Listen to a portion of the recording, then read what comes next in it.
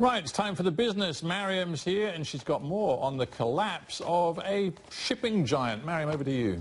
Absolutely, yes. The recent failure of the world's seventh largest container carrier, Hanjin Shipping, has huge implications. The world depends heavily on the global transportation of almost everything we use, from frozen meat to mobile phones and furniture and clothing.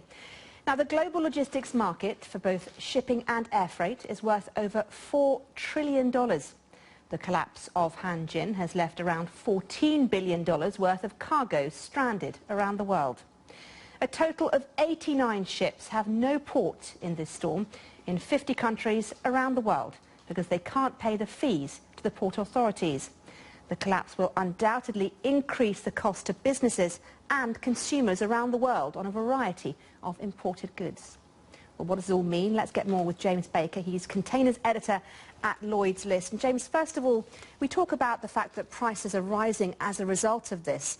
What's the impact on consumers around the world? Well, it's hard to tell yet what the full impact is going to be as this thing plays itself out.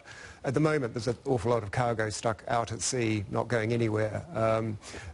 Inevitably, that runs the risk of putting up consumer prices at the end of the day as there's a shortage of supply. Why has this been allowed to happen? Surely a shipping container company would have some sort of insurance against this or some sort of plan B.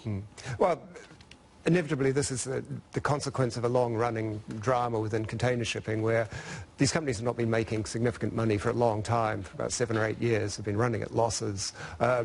The freight rates they receive have been too low. They've been spending too much money buying ships. There's not enough cargo to go around. So the whole thing's sort of come to a crisis. Eventually, with Hanjin, it was a matter of their creditors basically not giving them any more credit, any more money to keep going, and it was a question of who blinked first, really, whether it was the creditors, the charterers, the Korea Development Bank, which is a big supporter of theirs.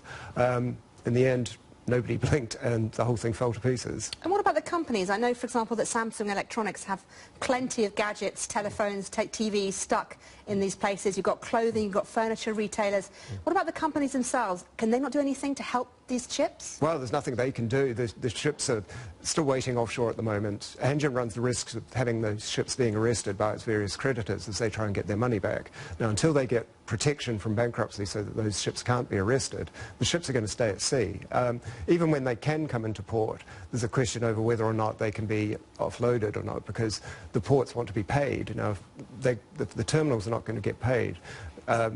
Again, this is where another cost comes in, because they're going to charge the customers to get their containers off those boxes. So, yeah, that's the most they can do, is actually start paying money to get their containers off. It's all about money, isn't it, basically? And Hanjin is the 7th largest shipping container company, I think. Yes. What would happen if this happened to the largest, second largest, third largest, you know, massive companies? Yeah. Well, fortunately, it's unlikely to happen in a way. Why are they different? Well, the collapse of Hanjin has sort of focused attention on the fact that the smaller container lines are kind of running out of space. There's nowhere to go. There's a big gap opening up between the top 5 or 6. There's been a massive consolidation in the industry where a lot of lines are coming together. The bigger ones are getting bigger and in a way stronger. In some respects, Hanjin coming out of the picture will help the larger lines.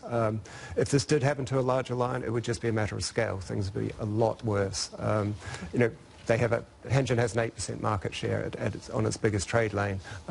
Somebody like Maersk has a 50% market share on the Asia-Europe. Doesn't bear thinking about, really. James, thank you very much indeed for joining us, James Baker. You're welcome.